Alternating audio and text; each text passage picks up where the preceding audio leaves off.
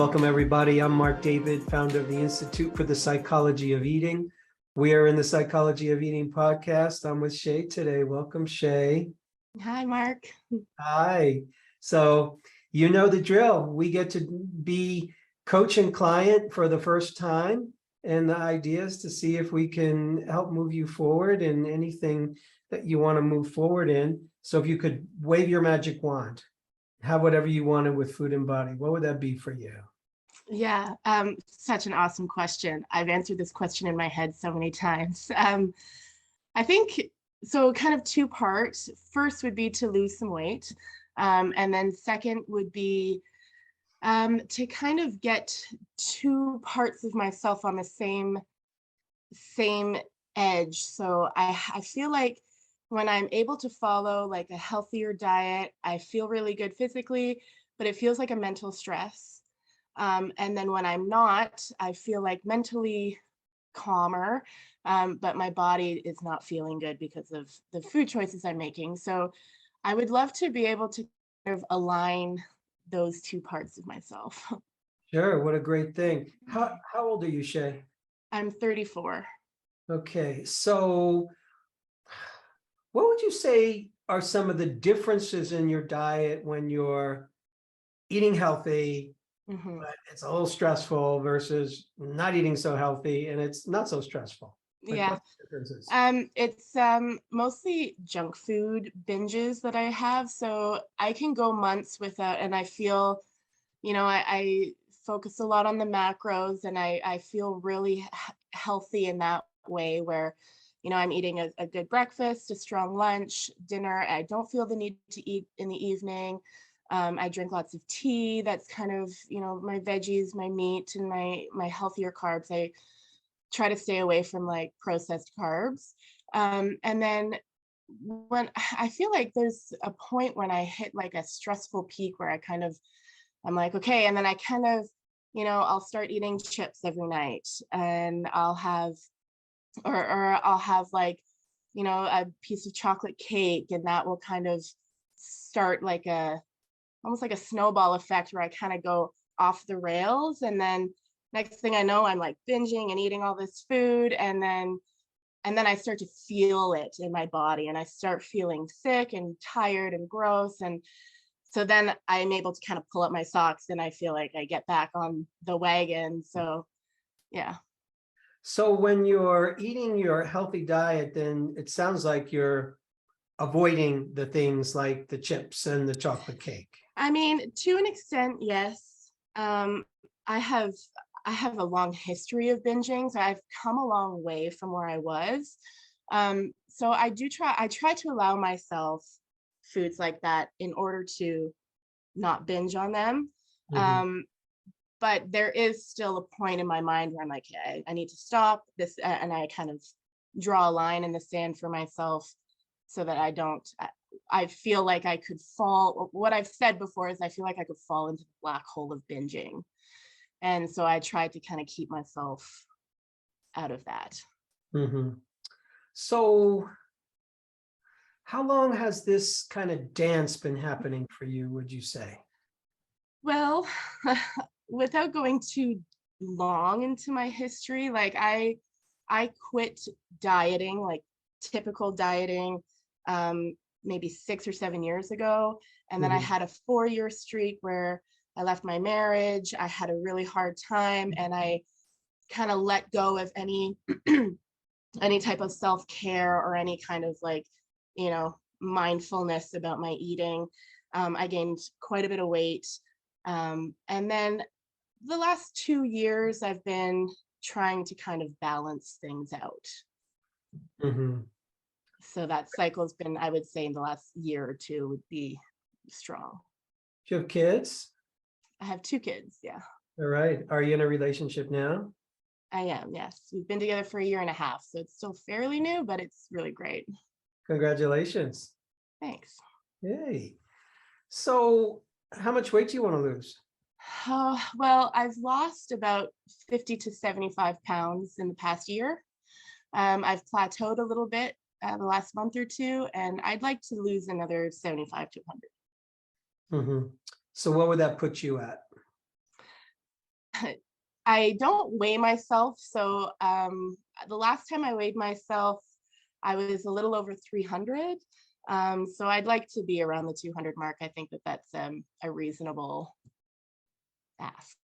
Got it. Can you recall how old you were when you first noticed that binge eating was a thing for you? I was very young. I'm a Weight Watchers kid, so my mom raised me on Weight Watchers. I've been dieting up and down since I was 10. And Mhm. I remember I get really sneaky with my food. I remember sneaking food as a child. And I still do that Mhm. today. Yeah. So when you sneak food these days, what does that look like for you? Oh, it's when everyone leaves the room and I'm alone in the kitchen for 5 minutes, I'll grab a handful of chips and scarf them back as fast as I can and put the evidence away really quick and drink some water to wash the evidence out of my mouth. Or when I'm putting like leftovers from dinner, if I'm putting that away, I'll have like 3 or 4 huge scoops of whatever's left over. And it's very compulsive. Like, I don't even really know that I'm doing it until it's done. And then I'm like, oh, why did I need that 4 extra spoonfuls? Yeah. Yeah. Are there any times when you feel that the binge eating is more like it's subsided and it's not so bad and like, wow, I'm on a good streak here? Yeah. Yes. I think you're going to ask me what that's like. And I don't know if I have a good answer to that. I mean, I could say it's when things are less stressful, when I'm feeling inspired in life, when I'm feeling like, a sense of fulfillment and hope. And that's kind of when the binging doesn't feel like such an issue. Um, but, those feelings don't last forever. Mhm. Are you close with your mom? Yes. And how is her experience of weight these days? So my mom lost quite a bit of weight on Weight Watchers when I was a kid, and she's been able to keep it off. So she's pretty slim right now, and she seemingly, without having talked to her very much about it, is comfortable in her body. Mhm. She kind of eats and she's good. Does she talk to you about your weight? Um, she used to. That's kind of a boundary I've put in the last year or two. She used to try to convince me to get like surgery and all kinds of crazy weight loss ideas, which really affected me in a negative way. So I actually did have a conversation with her about a year ago, and it was a very healing and very positive conversation. And we don't really talk about it anymore. We just kind of Mhm. avoid the subject of weight. And how's that working for you? um, Good, I think, but definitely better. Definitely better. When I was so the last year I have lost quite a bit of weight, and I remember feeling very conflicted sides. It's like, well, I want her to notice and say something, but then also I hope she doesn't say anything. I hope she doesn't say anything. So there is a bit of confliction within myself about that, but definitely better than what it was. Mhm. And how do you feel about her being at a good weight for herself? Like what goes on in your mind when you see your mom being at, she started out in Weight Watchers and she had her struggles and seems like she's reached a good place. Like, Yeah. Honestly, I'm happy for her that she's comfortable when she, as an adult, now that I've kind of, learned a lot of things, I can see that when she did lose her weight in Weight Watchers, it kind of coincided with a lot of other things happening in her life. Like she met my stepdad, she finally kind of came to a stable place, whereas, before she met him, things were really rocky. So I kind of understand how she was able to do that. So I don't really say like, oh, it's because she ate less. I think it's because she was happier, she was more stable, and she was able to kind of come into herself at that time. So I think it's good. I'm happy for her, and I hope that she likes her body. Mhm. So in normal times when you're eating, do you generally consider yourself fast, moderate, slow eater? I would say moderate to fast. I've been working on this for quite a long time. Sometimes it's better than others, but it's something I consciously work on all the time. Mhm. When I'm binging, it's definitely fast. For sure, for sure, for sure. So after a binge, how long do you feel it takes you to sort of recover and go back on like the good diet? Yeah. Honestly, it's a couple days. It's I wish I could say that it was, oh, a couple hours, but it's a bit. I try to be kind to myself. I try to do all these mindful practices, but when I go down that kind of road, it takes me a, a day, at least a week to kind of come back and like, okay, it's almost like I need to feel the sickness in my body before I can snap out of it. Um, so it takes about a week for my body to like, hey, what are you doing? This doesn't feel good. And then I'm like, oh yeah, you're right. I'm sorry. I'm gonna get back on it. So Mhm. yeah. At what age were you when you started thinking, oh, I need to eat healthy, Mhm. and here's the healthy things I should eat? Like, when did that start to come together for you? Well, it's a good question. It's a little distorted because growing up as a kid, I was only allowed to eat healthy things. So like my family, I remember my family having, steak and potatoes for dinner, and I would have to have a salad. So I kind of resented healthy food for a long time. Um, is kind of a back and forth. But when I figured it out on my own, when I kind of came to myself here, um, gosh, when was that? I would say maybe 2 years ago was when I really understood it. I started working with a naturopath, and I started working with like proteins, and I had never even heard about macros before that. So I understood, I started understanding for myself. And then I was starting to experiment what actually felt good in my body. So that's when I kind of really grasped the idea. Mhm. When do you feel best about being in your body? Like what would a moment or moments look like Yeah. when you go, Shay, yeah, I just feel good. Yeah. Um, so definitely when I'm hiking, I'm a hiker. I go to the woods quite a bit. Also when I'm playing music, I'm a musician too. So that really makes me feel really just inspired and in my body. Um, I don't know. I think maybe like, I don't know, when I'm like being intimate with someone, maybe that's it. Mhm. Mhm. Yeah. Are there any other places in life that you notice where you do things in secret? You don't want anybody to know. Like, here you are, you might want to steal some chips every once in a while and try to Yeah. hide the evidence. Any other places that you notice you go into the kind of criminal mind? Yeah. I love when you talk about criminal mind. I so relate to it. Um,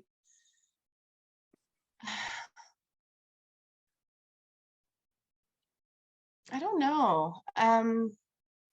I kind of want to say, I can do that with cigarettes sometimes. I'm not a full-time smoker, but I can do that when I'm really feeling stressed out. I'll kind of hide and have some cigarettes. Mhm. Um, Obviously, when I'm really hating on my body, I do that in secret. I tend to put out a very confident, like, I love my body kind of air, but I do kind of spend extra time in the bathroom at the mirror, kind of judging myself. So maybe that could count. Mhm. Okay, let's talk about criminal mind for a moment. Okay. And when I use the term criminal mind, I'm looking at it as an archetype. I'm looking at it really as a natural feature of the human psyche. So, we have all kinds of voices within us. We have, the voice of the good girl or the good boy. We have the voice of you're a mother. So you have the voice of the mother in you. You're a daughter. You have the voice of the daughter. You're a partner. You got that voice. You have the archetype of a musician. You have the archetype of a nature girl. And the criminal mind is very natural to us. It's the part of us that if we're going to do something that, others disapprove of, and or that's against the law, then you do it smart, you do it in secret. So any criminal knows, oh my God, my parents said I can't eat these foods.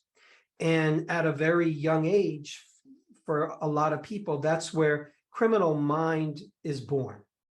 And it can particularly happen around food. When certain foods become forbidden, 99% of the times, whatever the food that's forbidden to you is, when somebody says, don't eat that, what's the first thing you and I want to do? We want to eat it. Yeah. It's automatic. Like when somebody says, don't eat it, we hear, eat that thing in secret as soon as they're not looking. So what happens is that's a way, it's part of the criminal mind is, especially for a child, it's explorative. I want to see what that's about. I want to have a steak too. I want to have the good stuff. I want to have what the adults are doing. What does that taste like? Okay, I'm not allowed to do it. So therefore, I need to start to have a relationship with food where I do things in secret. And at the same time, criminal mind as a child helps us separate and define ourselves from our parents. You guys say one thing, I'm going to do another. So it's a strange way to individuate. It's a strange way to separate and say, I'm not like you all. I want to do certain things that you say I can't do. So there's actually a usefulness to that because you get to explore, like, what is this thing that they say I can't eat? Right. That tastes pretty good. That sugar tastes good. That ice cream tastes good. Whatever it is, chances are it tastes good to you. And we want more of that because we're creatures of pleasure. So I think what happens for a lot of us is that we learn criminal mind at a young age. Okay, I'm going to have to sneak stuff. Yeah. And that criminal mind has a certain amount of excitement to it. It's fun. Thrill. I can feel the thrill when I'm in it. Yeah. Totally. It's a rush. Yeah. So when you sneak something, when you do something that's against the rules, there's a rush. Yeah. So all I'm doing is I'm describing some of the benefits of criminal mind. So part of what you're doing, I'm not saying this is the main thing going on, but a piece of the puzzle for you is you, I think, getting in better relationship with the criminal within. Because right now, the criminal within likes what she does. Right. Every time we talk about it, you got a big smile on your face. So it's fun. It's fun. And it's always been fun. Yeah. It's always been exciting. So there's a place where unknowingly sometimes for you, breaking the rules is going to be a rush. Yeah, as you're talking, I'm thinking it's like a sense of freedom almost. That's kind of what she's saying. Like, yeah, there's a sense of like, I could do what I want. Yeah, you guys put these constraints on me, and now I'm gonna free myself. Yeah. I don't have to do what you all tell me to do. So that's the criminal voice inside of us. Now, here's the challenge. When that voice stays within us and we're not really in good relationship with it, what happens is we go against our own wishes. Right.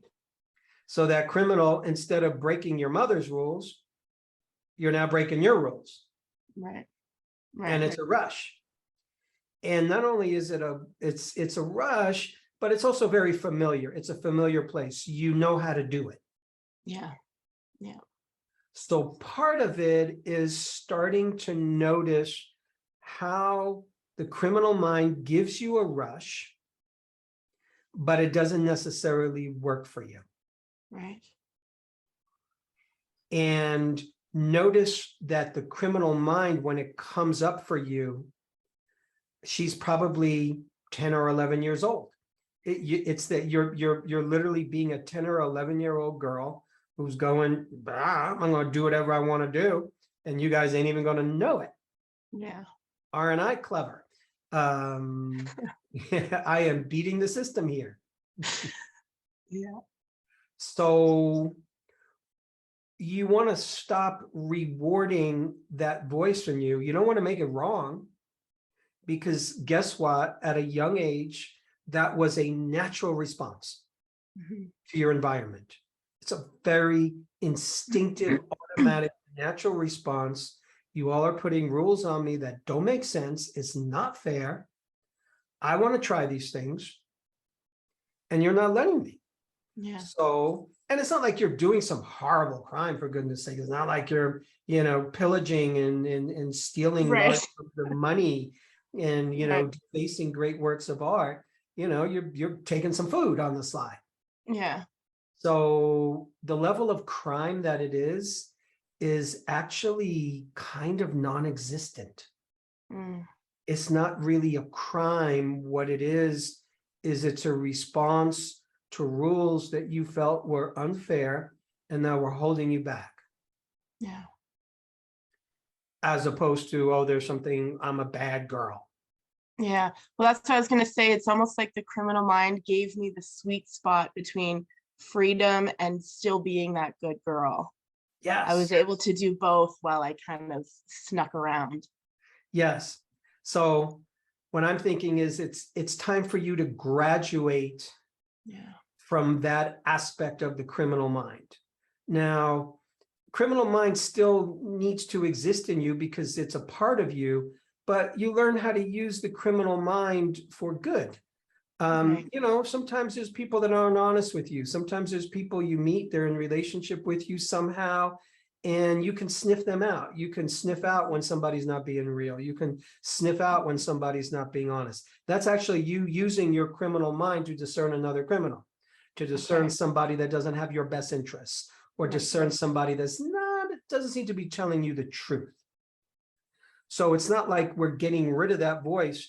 We're just using it now for your betterment. And we're using it so that it works for you, Yeah. as opposed to this is a bad voice. No, it's a good voice. It allows you to beat the system. Yeah. But let's use it to beat the system in a way where you actually prosper. So Right. that criminal mind helps you discern situations where you're not going to be safe, you shouldn't be in.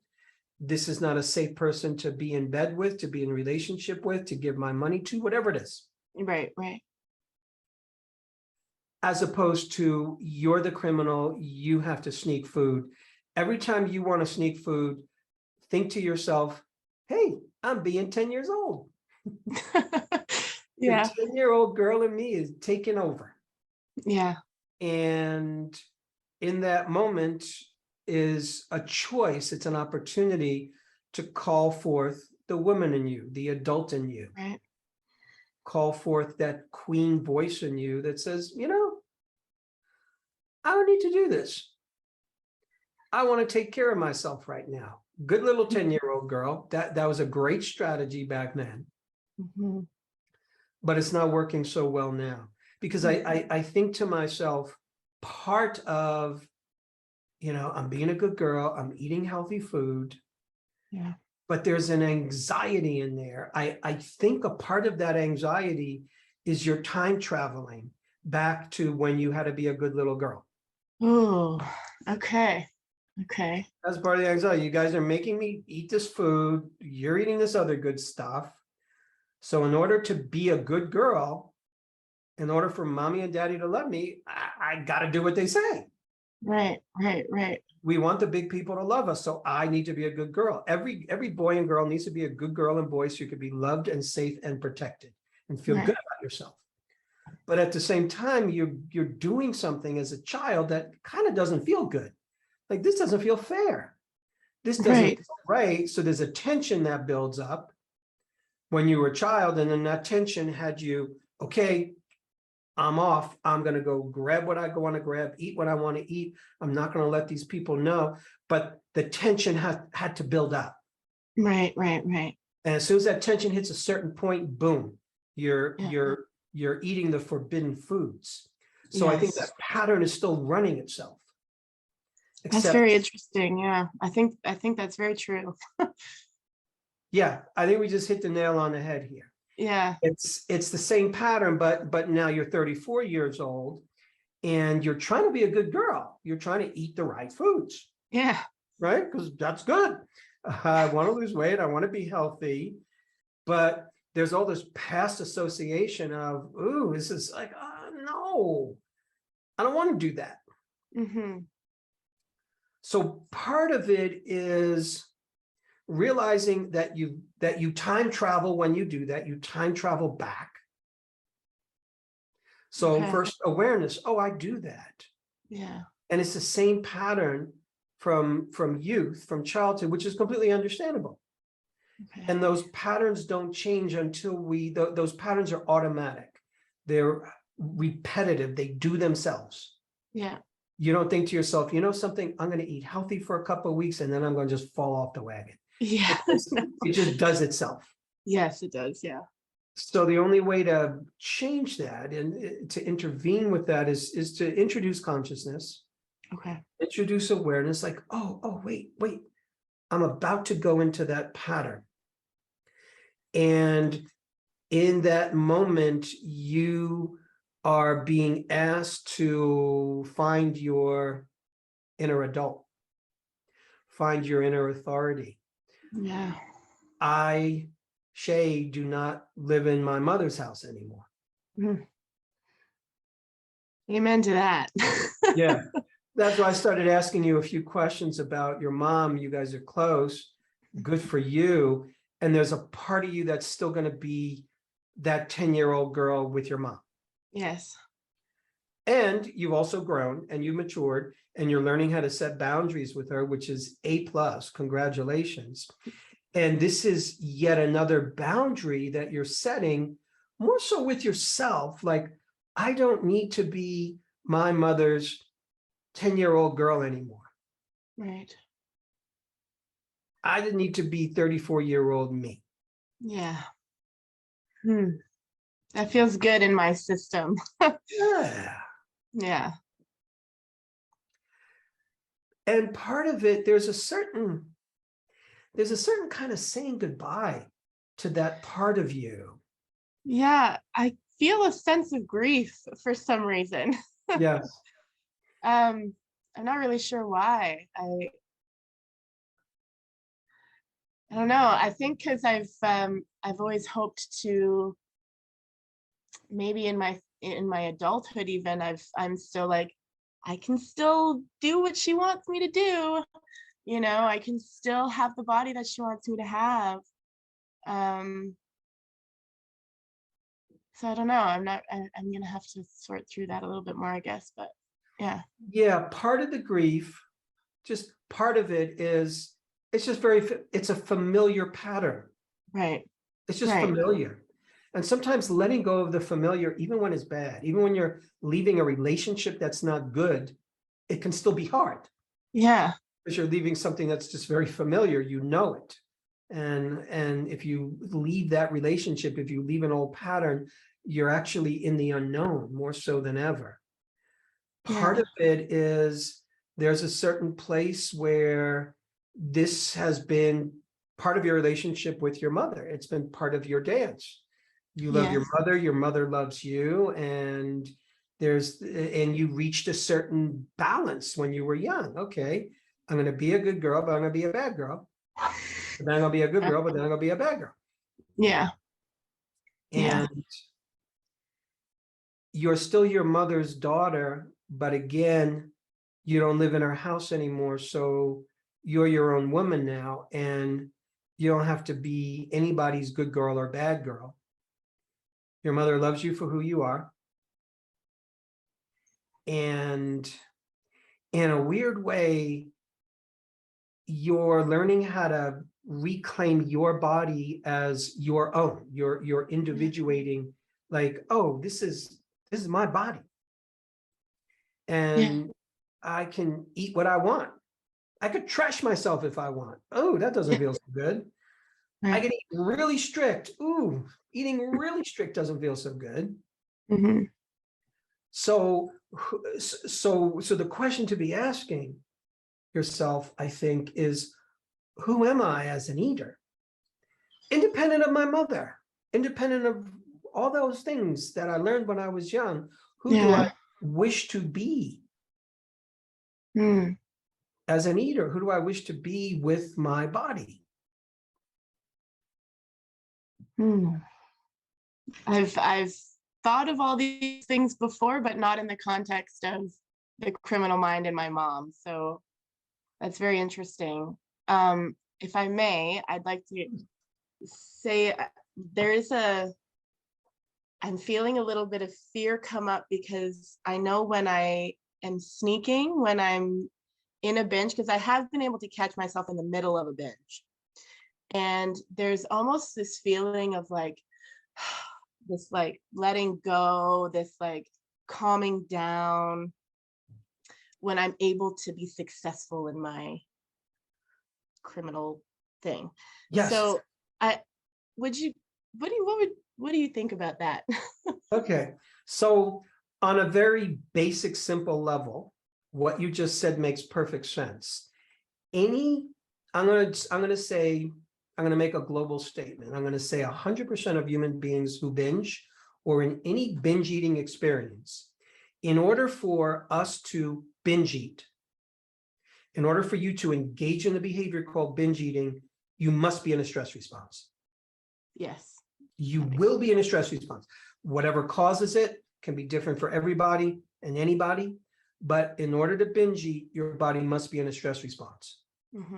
And the moment you begin to binge eat, the binge eating is actually, in a strange way, it's a remedy for the stress. Right. Because nobody wants to be in a stress response. A stress response is not fun. Get me out of this. I don't want to be in fear, anxiety, upset, shakiness. And when you eat and you eat enough, the body will soon and quickly get the signal, oh, I got a lot of food in here. I need to digest all this food. And in order for the body to digest a lot of food, it needs to be in a relaxation response. Right. Because in a stress response, we're in some degree of digestive shutdown. So the body will automatically go into a relaxation response when there's enough food in the body. So feel bad, eat food, feel better. That's what every infant knows. That's genetic.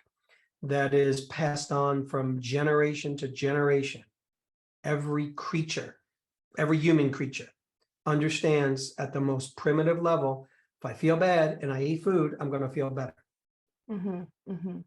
So it makes sense then that when you binge, there's a relief because there's a stress that's been building up.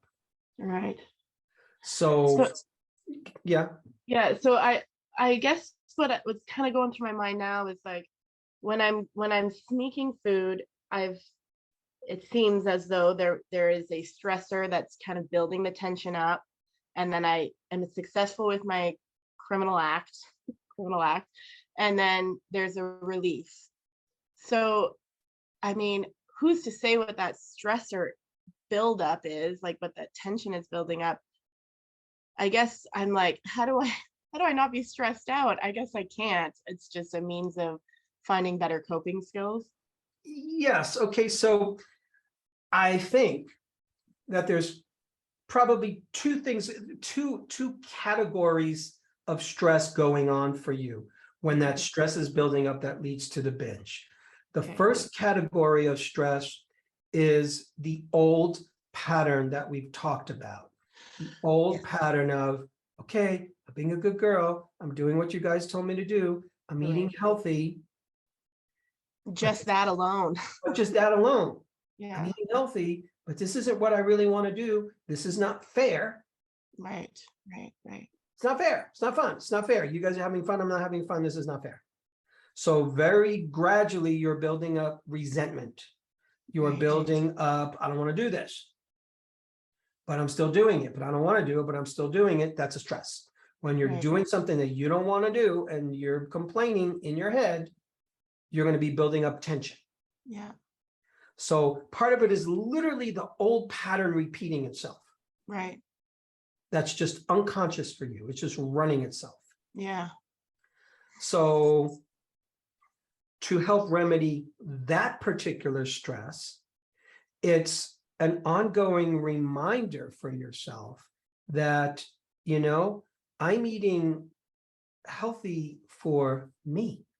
Yeah. Okay. I choose to do this. Nobody's making me do this. I'm choosing this for me. Yes. This is what I want. I don't care what anybody else says. This is what I wish to do. That's who's eating. The woman in me is eating. The adult in me is eating. The inner nutritionist in me is eating. The queen in me is eating. Because I want to take care of myself. Yeah.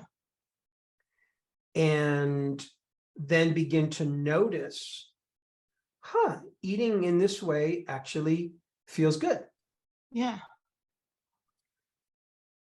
Now, there's another category of stress, which is just whatever the life stress is. Right. Whatever it is, whatever happens to be stressing you out, Okay. which is like a myriad of things. Right. Could be anything. So part of it is,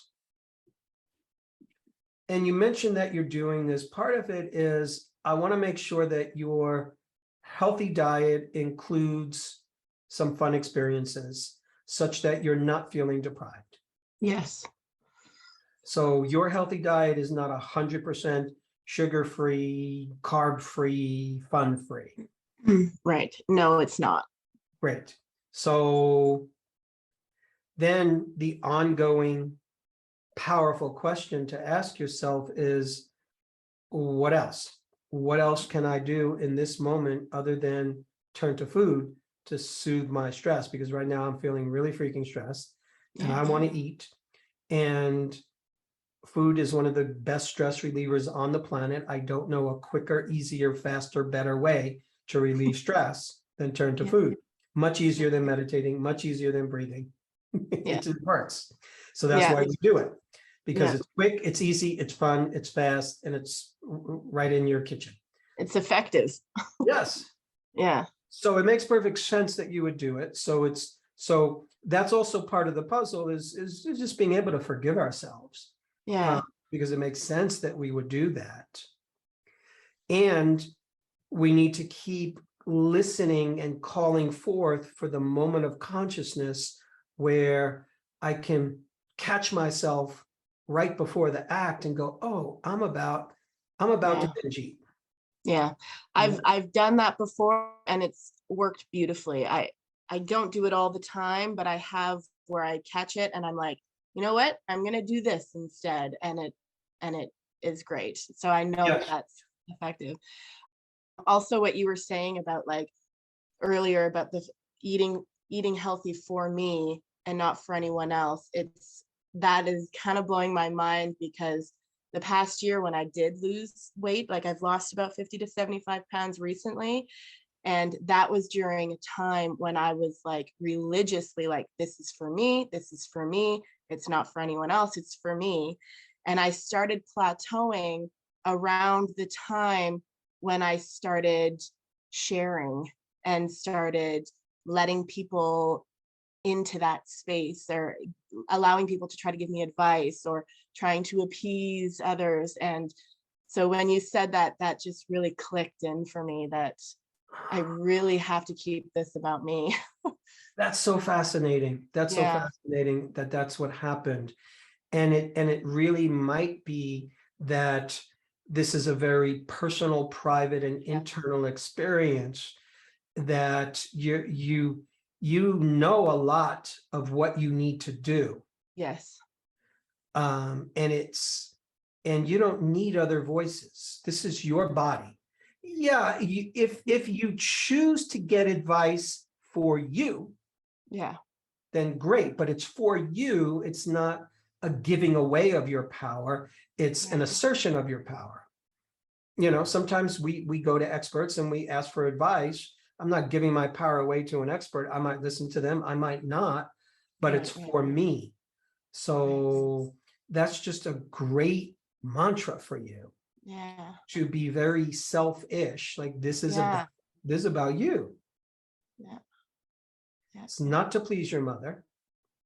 And, you know, it's perfectly human. Of course, I don't want my mom to say anything that I lost weight because I try to make a boundary, but of course I want her to notice it Yeah. because I want to be a good girl and I want to know that you love me. So that's the fine edge that you're playing, that, like, of course, there's always going to be the part of us that, you know, I want people to love me. I want people's approval. And let's get to the place where that doesn't drive us, Yeah. where that's not the main voice sitting at the head of the table making all the choices. So it's okay for you to have that voice, and, you know, of course you want your mother to approve of you, and return to, this is for me. For me. It's all about me. It is. It Yeah. really is. And that's, you know, it's there's got to be a better word than selfish. It's really self-empowering, because what Yeah. you're doing is you're quieting all the other voices, because you grew up with some intense voices Yes. outside of you telling you what to do about food, telling you what made your body lovable and what didn't make it lovable. Yeah. And so all of a sudden, what you eat and what you weigh is tied in with your lovability.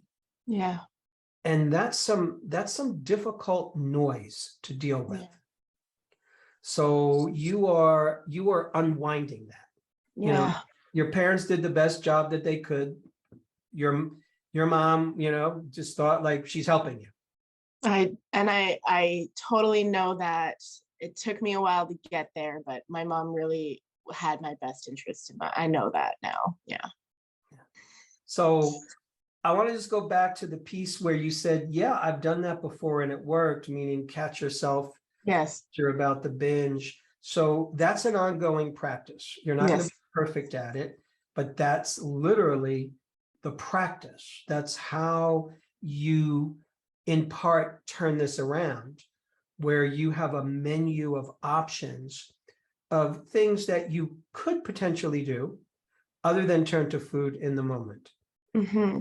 I'm going to go take a walk outside. I'm going to go play some music. I'm going to go watch some videos, like whatever it is that you can do that can bring you back to yourself, that can temporarily distract you from the habit of wanting to grasp for food. Yeah. And sometimes you're going to be successful at it, sometimes you won't, but the more you practice it, the better you get at it. Okay. Okay. How you doing? I feel really inspired, actually. I also feel like you confirmed a lot of things that I already kind of thought. The piece about keeping this about me is really highlighted for me right now, just because of the pattern that I've seen within myself, where as soon as I try to make my choices about someone else, they always crumble, or they go the wrong way, or I don't feel good. So it's kind of affirming to me to be like, okay, I'm supposed to make this a personal journey for me. It's not showy. I don't, because I think there's a part of me that feels the need, or felt the need, to be showy about it. Like, look at all this weight I've lost. Isn't this great? Like, I don't know, to kind of like show it off. Yeah. And I think that that's just not going to work for me. Mhm. And I kind of am okay with that. I feel a little bit like, oh, but everyone's going to be disappointed. But there's also the part of me that's like, I don't care. So I feel inspired to just go back and work for myself again. Yes. Yes. Yeah. Good for you. And I want to remind you that this is, to me, yes, this is about losing weight, but it's about far more than that. This is about you having dominion over your own body. Mm.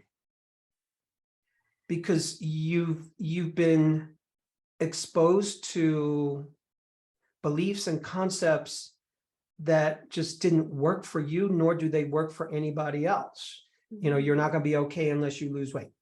You're not going to be lovable unless you eat this and you don't eat that. And we won't approve of you unless. Mm-hmm. And so even the act of still wanting to lose weight, there's a part of it that's going, okay, see, I did it. Okay, I'm one of the good guys now. Yeah. So yeah, it's fine for you to have your preference and want to lose weight. That's absolutely fine. I 1,000,000% support you in that. But I also want to emphasize that this is about you having dominion over your own body and you having love for your bodily journey. And just something like being selfish and doing this for me, that's you having dominion over your body. That's you loving yourself, because, you know, sometimes in order to love yourself, we kind of have to shut out voices. Yes. We have to shut out conversation. So the ultimate goal isn't really to lose weight. Losing weight is going to be a side effect, right, of you owning your body, of you inhabiting your body, of you learning how to nourish your body in a way that works for you. Because when you do that, your body's going to start to find its natural weight. Yeah. As opposed to, what do I got to do to lose weight? Right. Mm-hmm. And the part that brought me to weight loss is because I went to see my naturopath, and it was about health. It was about me wanting to be in a healthier body, and I just happened to find a really great doctor who was able to take the weight off the table as well. And we were both able to take the weight off the table, focus on the health, and weight started falling. Yes. Like within 9 months, it was just gone. So I guess it's just a reminder, a beautiful reminder to kind of stay in that headspace. And yeah, just to stay loyal to myself in that regard. So I true. love that. Well put. Yeah. Thank you Well, so much. Shay, you're so welcome. Great conversation. You did Yes. wonderful. I'm very confident that you're going to get where you want to go. I have no doubt. Oh, thank you so much. It's so wonderful to talk to you. Great work. Thank you, Mark. Thank you. And thanks everybody for tuning in. Take care. Hey friends, we're so happy that you've joined us for another episode of The Psychology of Eating with Marc David. Are you loving these episodes? Then simply subscribe and you'll never miss an episode again. We'd also love it if you'd leave us a comment below so we can hear more about your own journey with food and body. And if you're curious about what we offer at the Institute for the Psychology of Eating, including our internationally acclaimed coach certification training that's rooted in dynamic eating psychology and mind-body nutrition, please head on over to our website, psychologyofeating.com. Until next time, take care, and remember, having the body you want starts with loving the body you have.